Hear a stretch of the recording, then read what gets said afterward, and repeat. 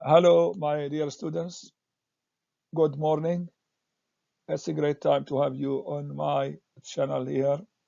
We give lessons on Grammar 1, and today we have Unit 49. Today we'll deal with making questions, how to make questions. Before we go to the lesson, I usually give you pieces of advice. Today we have, as usual, we have two pieces of advice. My first piece of advice is to stay at home, not to mix with other people. Try not to mix with other people. Stay at home so that you can keep yourselves healthy and happy. Don't touch other people. Don't shake hands. Don't draw near. Don't come near to people. Whether they are healthy or not, you can't be sure. So by not mixing with other people, by keeping away, keeping social distance, you can guarantee that you have health. I mean, you can keep yourselves healthy, well, and of course, happy and comfortable.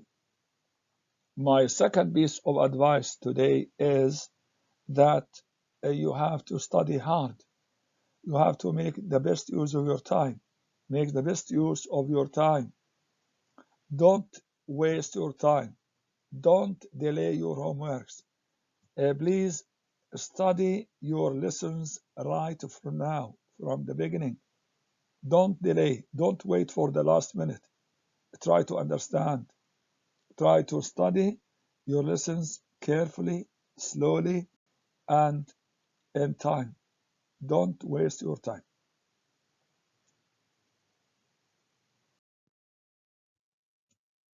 Unit 49 deals with how to make questions. Let's begin our lesson today. We have this point. I should make it clear how to make your questions. How to make questions. We have two types of questions.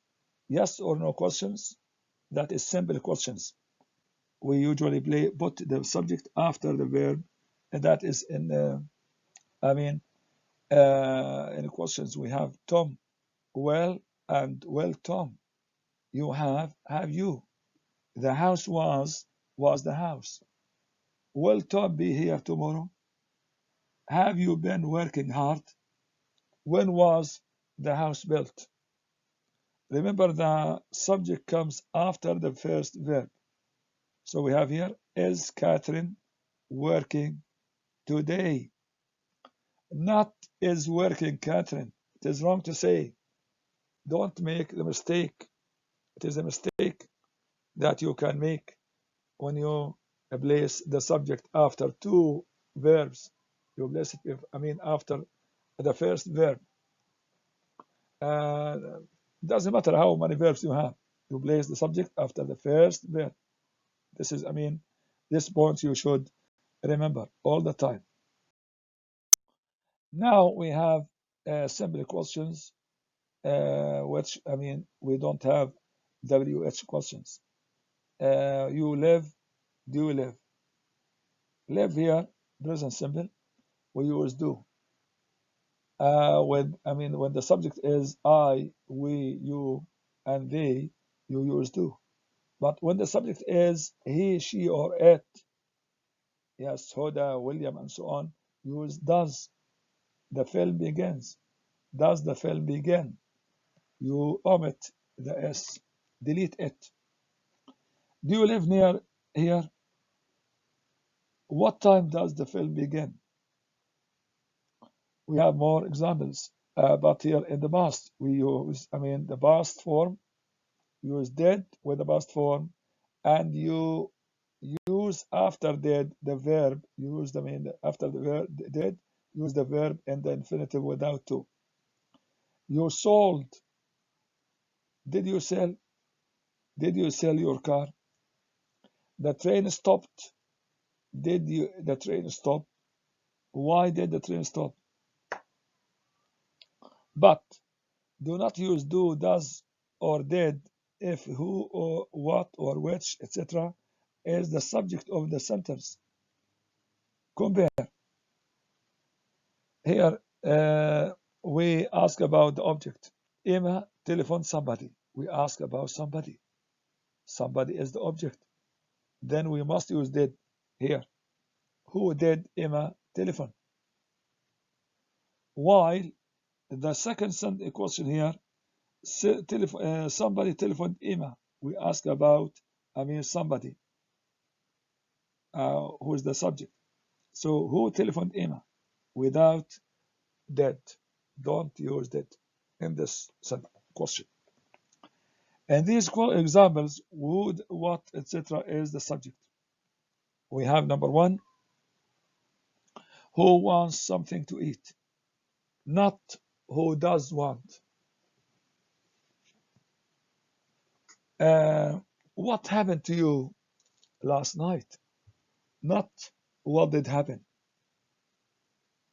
How long people came, or how many people came to the meeting or the party? Yes, how many people came, not how many people did come. It is wrong.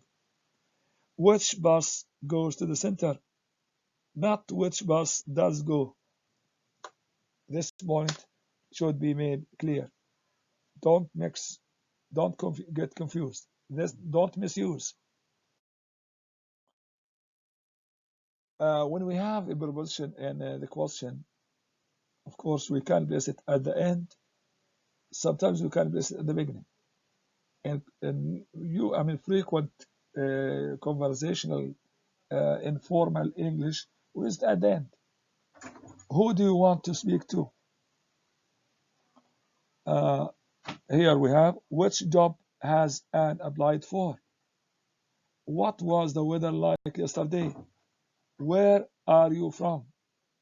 You can use preposition who with whom in formal English style, a written style, academic style. To whom do you wish to speak? The next point is isn't or didn't you, which are negative questions. When do we use negative questions? We use negative questions especially to show surprise or to expect agreement from your addressee. We have here, didn't you hear the doorbell? I rang it 3 times, so I'm surprised that you didn't hear the doorbell. Or when you expect agreement, the agreement of the listener. Haven't we met somewhere before? Yes, I think we have. That's quite certain. Note the meaning of yes or and no in answers to negative questions. Don't you want to go to the party? Yes. Yes means yes, I want to go. No, no means no, I don't want to go. Note the word order in negative questions beginning with why. Why don't we go out for a meal tonight? Not why we don't. No, why don't we? And now we move to the exercises. I'll try to do the exercise for you.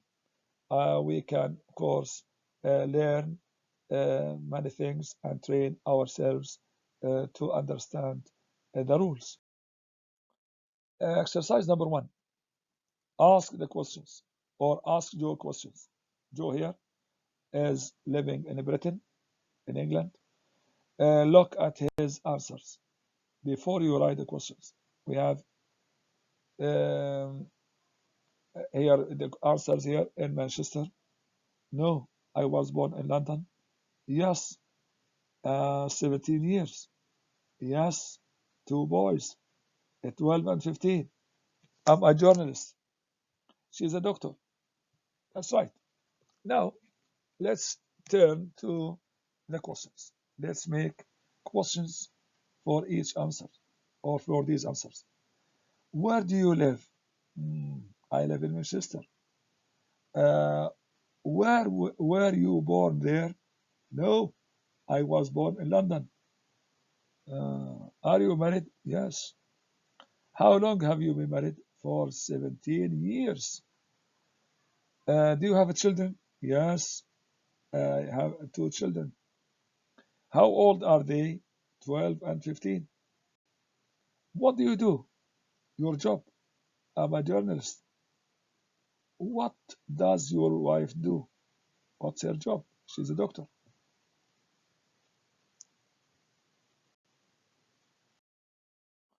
Now we turn to the second exercise. Make questions with who or what. Make my questions with who or what. You ask with who for people, what for things or events. Somebody hit me. Somebody hit me. We ask about somebody, about the subject. Who hit you? Never use did here. But I hit somebody. You ask about somebody. Somebody is the object. Then we must use did. I hit somebody. Who did you hit? Who did you hit? Somebody paid the bill. Who paid the bill? Something happened. What happened? Diane said something. Yes. What did Diane say? This book belongs to somebody. What does this book belong to? Or to whom does this book belong to? Yes, who does this book belong to? Or to whom does this book belong? Somebody lives in that house. Who lives in that house? I fell over something. What did you fall over? Somebody or something fell on the floor. What fell on the floor? This word means something. What does this word mean? I borrowed the money from somebody. Yeah. Who did you borrow the money from? Or from whom did you borrow the money? I'm worried about something. What you are worried about?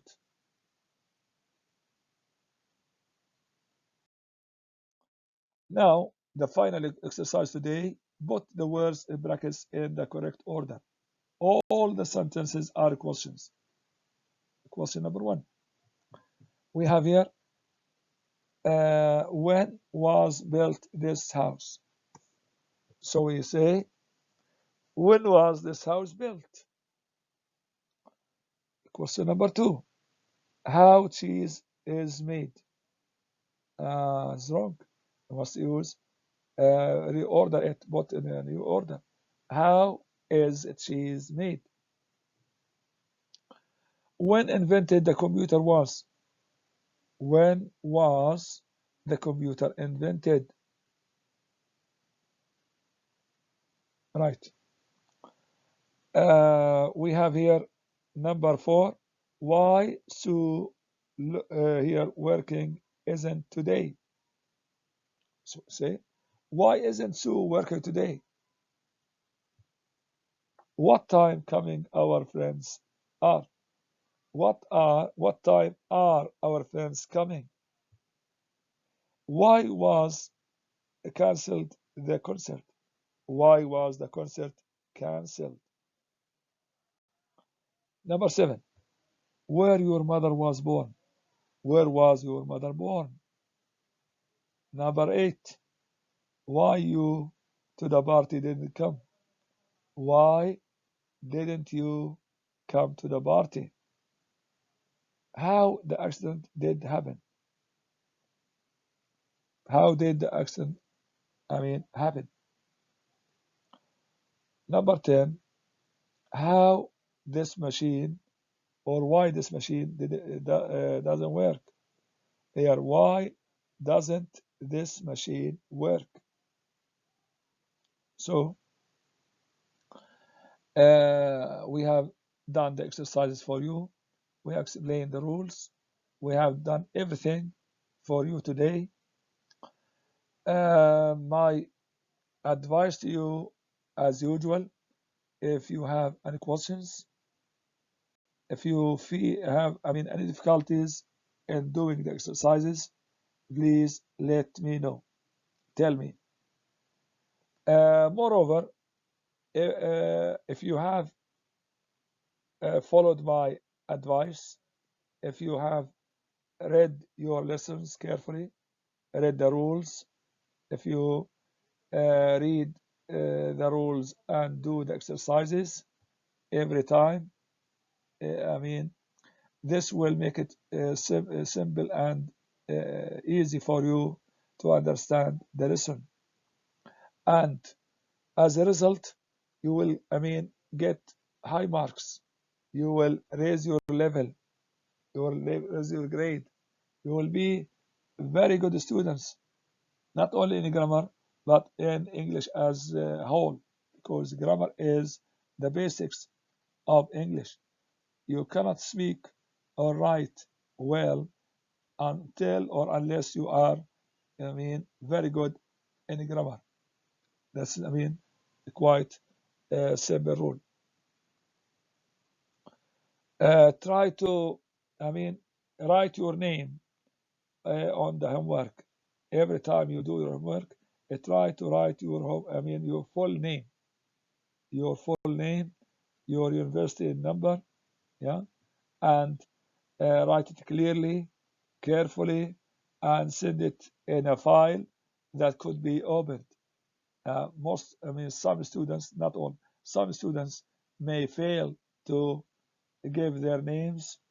Sometimes they send me failed or files which do not open. So please make sure that you follow the rules. That's I have to give you today. Now we have come to the end of this lesson. It's a great time to have you on my channel, and thank you. As I have said, goodbye for the moment. See you next lecture.